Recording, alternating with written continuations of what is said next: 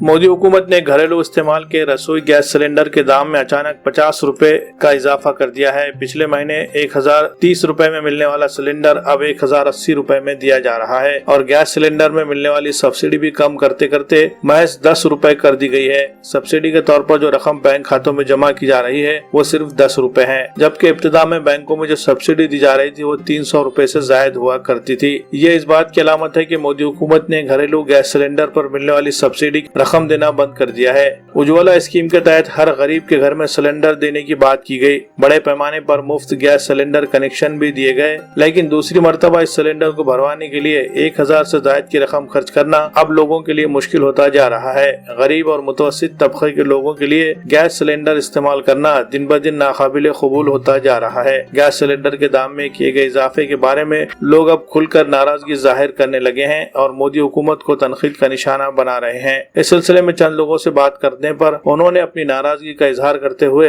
मोदी हुकूमत पर कुछ इस तरह निशाना साधा। इससे पहले मैंने गैस की टाकी 1030 में लाया था और सडनली रात में रेट बढ़ गया तो सुबह मैं गैस की टाकी लाने गया तो वो 1100 मिली मेरे को। और मोदी सरकार ने जो कनेक्शन फ्री में रखे उससे बेहतर गैस पे या तो कुछ रेट कम करना या तो गैस की टाकी फ्री में देना, क्योंकि गरीब आदमी करेगा क्या। आज इतनी महंगाई हो गई, पेट्रोल बढ़ गया, गैस बढ़ जा रहा, तो गरीब आदमी करेगा क्या।